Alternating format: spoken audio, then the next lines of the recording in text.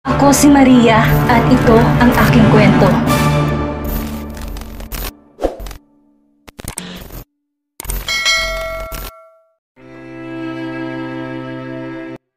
Sinamantala nila sa pag-agawa ng dalawa ng baril, nilapitan niyang kapatid niya at ng mami niya. Aagawin na sana niyang baril kay Sarina nang kusa itong bumitaw, kaya naiwan ang baril nito na hawak ng mami niya, ngunit hindi lang pala isang baril ang dala nito. Dumulot ito sa bag ng dala at saka muling naglabas sa isa pang baril. Lance! Sigaw ni Jasmine sa takot. Nakita niya na hindi siya ang target ni Sarina. Huwag anak! Mabilis na humarang si Marvin kay Lance at dito pumutok ni Sarina ang baril. Ninang! Mami! Sinalo ni Lance ang dugo ng katawan ng mami niya. Iyan ang iyak nang tumakbo si Jasmine para lapitan ng ninang niya. No! Nabitaw ni Sarina ang baril. Saka lamang ito natauhan na makitang nagkalat sa dugo sa dibdib na umaagos ito hanggang sa kanyang paa. Mommy, sinabi ko na kasi na hindi ka na dapat makialam. Bakit kasi nakialam ka pa? Napasabunod si Sarina sa ulo. Kasalanan niyo to. Kasalanan yung dalawa to. Mommy! Bago pa madampot ulit ni Sarina ang baril ay nahawakan na ito ni Fernan na dumating kasamang mga tauhan nito na tinawagan ni Marvin na makatakas to. Agad nang binuhat ni Lance ang mami niya kapwa sila umiiyak ni Jasmine sa pag-aalala, ngunit pinigilan ni Marvin si Lance sa braso. Wag na anak, hindi na ako magtatagal at alam nating pareho to. Maging masaya sana kayo ni Jasmine. Anak, yun ang hiling ko. Hindi ko hinihiling na mapatawad niyo sa Sarina. Pero sana huwag mo pa rin silang kalilimutan. Dalawin sa kulungan anak. Kapatid mo pa rin siya. Mami. Hinawakan ni Lance ang kamay ng mami niya. Lance, dali na natin sa ospital si Ninang. Ninang please, kumapit ka lang. Lumaban ka lang po, please po. Tumingala si Lance para pigilan ang sarili na huwag humagulhol ng iyak. Gusto niya na nadalhin din ito sa ospital, pero katulad niya na bilang doktor, alam din ng mami niya na hindi na ito magtatagal dahil sa tapat mismo ng pusong tama nito. Ninang, binalit ng takot ang puso ni Jasmine nang wala siyang nakuhang sagot mula dito. Ayaw man niyang isipin at tanggapin ngunit wala na si Ninang Marvin. Parang batang umiiyak na niyakap ni Lance ang mami niya, maging si Jasmine ay napahagulhol ng iyak. Wala nang babae na parehong mahalaga sa kanila. Iyak ng iyak si Ferlita habang nakayakap sa asawa na si Jeremy, maging si Dexter ay tahimik na humuhula sa pagkawala ng kanilang kaibigan. Masakit para sa kanilang pagkawala nito sa hindi makatarungang paraan. Habang binababa sa hukay ang labi ay kanya-kanyang panaghoy ang naroon, kabilang sila Lance at Jasmine. Lumapit si Dayan kay Jasmine at yumakap. Alam ng dalaga na sobrang sakit para ditong pagkawala ng mami ni Lance at nasasaktan to ng labis ngayon. Alam kasi niya kung gaano kalapit ang dalawa. Napakasama talaga ni Sarina. Pagkatapos siyang ampunin at palakihin ni tita ay ganito lang ang isusukli niya. Mabulok sana siya sa kulungan at habang buhay na pagdusahan ng ginawa niya. Bumaling si Dayan kay Lance at mahina itong tinapik sa balikat. Alam ni Dayan na ito ang pinakadasasaktan ngayon dahil mahal na mahal nito ang ina. Pagkatapos ng libing ay kanya-kanya nagsialisa ng mga bisita. Naiwan sila Jasmine kasama si Lance at ang mami niya. Talagang hanggang sa kamatayan inisip niya si Sarina. Nakakalungkot lang dahil sa kabila ng kabutihan at magandang pagpabalaki niya kay Sarina ay ito lamang ang iginanti nito. Umiiyak na litanya Ferlita. Namamagang mga mata nito sa walang tigil na pag-iyak. Pinahid ni Jasmine ang luha habang nakayakap kay Lance. Pero napangiwi siya nang maramdaman ang pananakit ng kanyang tiyan. Jasmine! Tawag ni Lance sa pangalan niya nang matumba siya at mawala ng malay. Nang magmulat ng mata si Jasmine ay tumambad sa kanyang lahat. Kabilang ang pamilya ng Tito Dexter niya, kaya naman kumunot ang noo niya. Naalala niya na wala siya ng malay kanina, hindi kaya may sakit siya at may taning ng buhay niya. Napaiyak siya sa kaba. Lance, anong sakit ko? Kumunot ang noo niya nang haplusin itong tiyan niya habang nakangiti. Wala kang sakit Jasmine, buntis ka't magkakaanak na tayo. Masayang balita nito. Napaluha siya sa kabila ng pagdadalamhati nila sa pagkawala ni Ninang Marvin ay isang anghel naman ang dumating sa buhay nila. Napawi ang kalungkutan nila. Alam nila na kung saan man ang ninang niya ay masaya din ito para sa kanila ni Lance. Dahil ito naman ang hiling nito ang maging masaya silang dalawa ni Lance. Ang kasalan na bibigla sa dalawang taong nagmamahalan noong magpananiwala si Jasmine sa kasabihan na yon. Pero nung malaman na ikakasal si Lance sa iba ay hindi niya naisip ang kasabihan na yon. Inuna niya ang sarili niya at nagpabuyo sa iba pa para makamit niya ang gusto niya. Akala niya hindi na siya magiging masaya na mabubuhay siya na puno ng pagsisisi at nasasaktan dahil sa kanyang kapusukan. Pero ngayon ay naglalakad na siya palapit sa altar, palapit sa taong kanyang minamahal. Habang naglalakad sa aisle ay nakatingin ang lahat sa kanya. Hindi maiwasan ng lahat ang mamangha sa napakagandang suot niya na mermaid lace wedding dress na pinasadya pa nilang ipagawa sa ibang bansa. 4 na buwan na siyang nagdadalang tao, ngunit hindi yun halata dahil malit lang ang umbok ng kanyang tiyan. Maganda pa rin ang kurba ng kanyang katawan, kaya naman para siyang hindi buntis dahil sexy pa rin siya at labas na natural na korte ng katawan niya. Napakagwapo naman nila sa suot na white tuxedo at black formal trouser at black shoes. Nakabrush up ang buhok nito kaya naman litaw na litaw ang napakagwapo nitong mukha. Nakaka-intimidate ang dating nito, ngunit hindi ngayon. Habang naglalakad kasi sila'y napansin niya na galaw ng galaw ang binti nito dahil sa kaba. Akala niya siya lang ang kinakabahan sa kasal nilang dalawa, pero si Lance din pala. Napakalayo nito sa Lance na pinakasalan niya noon na peke lang ngiti sa labi. Ngayon ay pareho na silang masaya at mahal ang isa't isa na haharap sa altar ng magkasama. Napaluwa siya sa sobrang sayang nararamdaman niya. Salamat sa Diyos dahil ikakasal siya ngayon sa lalaking mahal din siya at mahal niya. Pareho na silang magiging masaya sa pagsasama nilang dalawa at haharap sa pagsubok na magkasama. Huminto siya para pahirin ang luha niya, subalit inunahan na siya ng kanyang magulang. Ang mommy at daddy niya ngayon ay maghahatid sa kanya papunta kay Lance sa altar. Tinaas ng mommy niya ang belo niya at pinahid naman ng daddy niya ang luha niya. Ang sweet gesture na ginawa ng parents niya ay naghatid ng sobrang kaligayahan sa puso niya. Mahal na mahal talaga siya ng mga ito. Thank you po mommy, daddy, umiyak na pasasalamat niya. Sinabi niya kanina na ayaw niya umiyak dahil gusto niya na maging pinakamagandang bride ngayong araw ng kasal nila. Pero papasok pa lang ng tarangkahan ay lumuluha na siya sa kaligayahan. Nang mapatingin siya sa unahan nakita niya si Lance. Inabutan pa ito ni Fernan ng panyo para pahirin ang luha nito dala ng labis na kaligayahan. Nang madaanan nila si Diane ay nag-thumbs up ito bilang papuri sa kanyang suot at nagsabi ng congratulations sa mahinang paraan. Masaya ito para sa kanila ni Lance nang mapatingin siya kay Jet na imbitado sa kasal nila ay ngumiti ito ng genuine sa kanya. Kahit nasaktan ito dahil pinili niya si Lance, pinilit ito na maging masaya para sa kanila. Mabuting lalaki talaga to. Kaya naman alam niya balang araw ay makakatagpo din ito ng babaeng tunay na mamahalin ito. Nang ibalik niya ang tingin kay Lance ay parang slow motion ng lahat. Pakiramdam niya silang dalawa lang ang tao habang magkahina ang kanilang mga mata. Kung hindi pa tumikim ang daddy niya, hindi sila matatauhang parehas.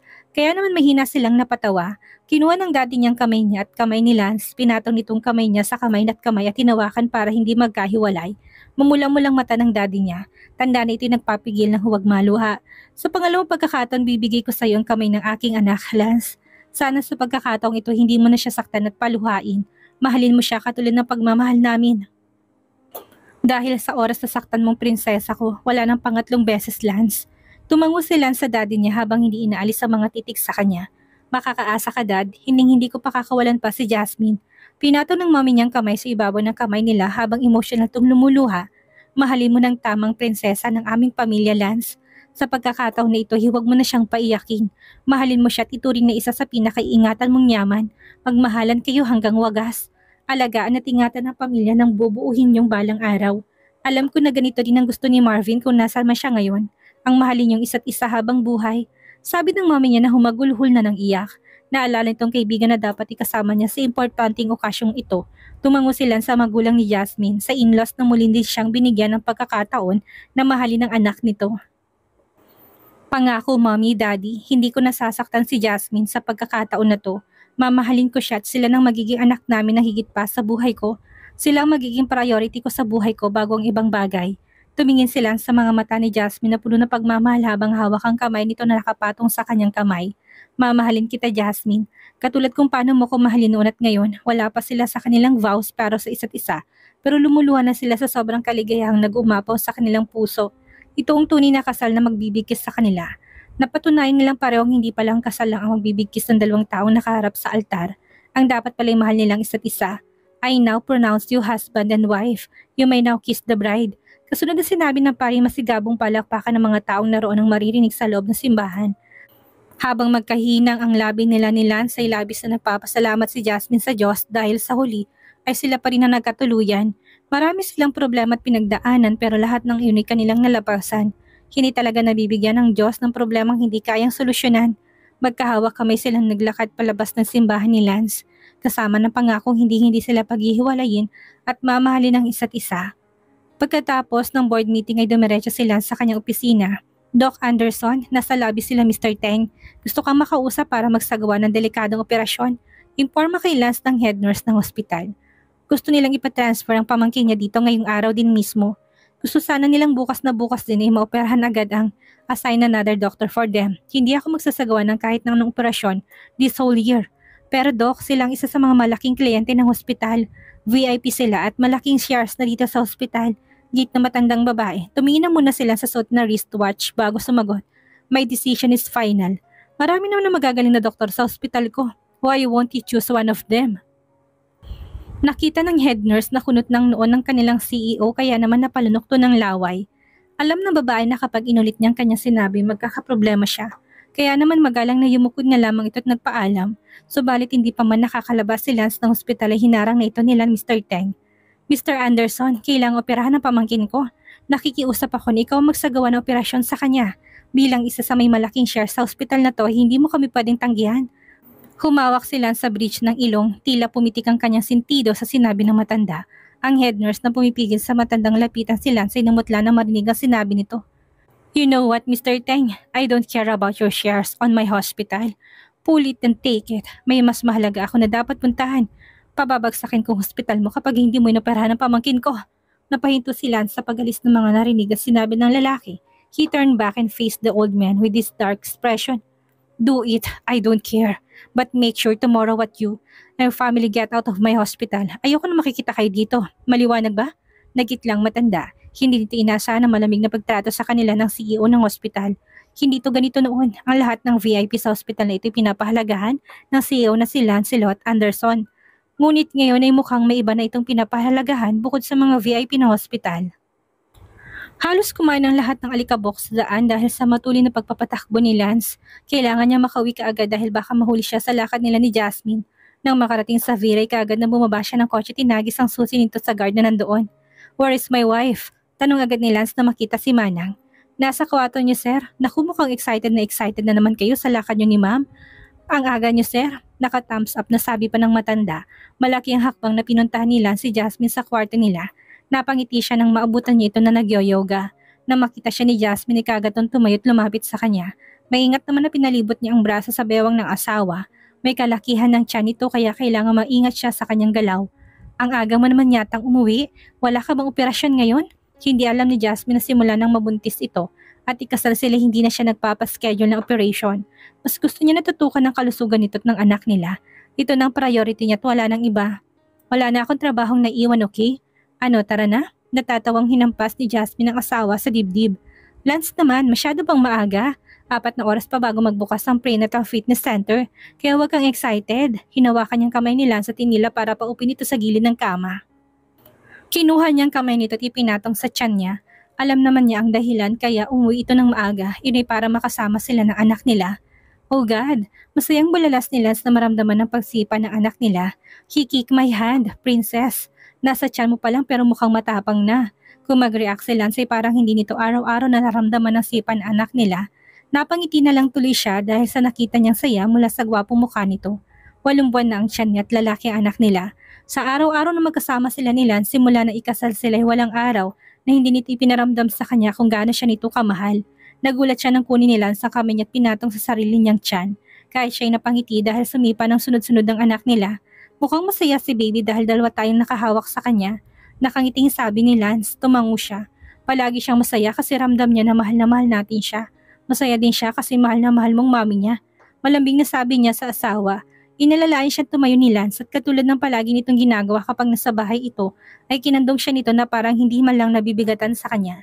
Masaya rin siya si baby kasi ramdam niyang patay na patay ka din sa daddy niya. Tingnan mo paglabas niyan, hihirit agad yan ng isa pang kapatid. Sabi ni Lance sabang taas baba ang 2 kilay. Namumulang pisngin na nampas niya si Lance sa dibdib. Si baby ba talagang hihirit o baka naman ikaw? Ano yan na hindi mapigilang matawa, lalo siyang natawa ng halik-halikan nitong leeg niya. Oo na, ang daddy nang hihirit. Gusto ko kasing maraming anak, mga kalahating dosena pwede na. Kalahati lang, 1 dosena na kaya? Hirit na biro niya, nagliwanag ang gwapong mukha nito. Talaga mommy? Pwedeng humirit? Simula nang lumaki ang tiyan niya, tinatawag siya ni Lance ng mommy at siya naman ay tinatawag itong daddy. Gusto kasi nila na marinig at mamulatan ng baby nila na mommy at daddy ang tawag nila sa isa't isa. Ang sarap kasi nitong pakinggan at sweet pa para sa kanila. Oo naman daddy, ibibigay ko kahit 1 dosena pa yan. Ganyan kasi kita kamahal. Napaungol si Lance ng pila na iginiling niyang balakang. Mommy naman, huwag ka naman ganyan. Alam mo naman ngayon na bawal pang pagtatalik, hindi ba? Huwag mo naman akong pahirapan. Parang hirap na sabi nito habang marahas na napapalunok. Napahagikik siya. Oo nga pala, no-talik na muna sa ngayon dahil sobrang laki ng tiyan niya. Kaya ngayon kailangan na muna nila sa magtiis hanggang sa mga anak siya. Bumaba ang ulo nila sa tinilikan ng kanyang tiyan. Sumipa na naman tuloy ang baby nila. I love you baby at syempre I love you din mommy. I love you to daddy. Love ka rin namin ni baby. Masayang tugon niya kay Lance.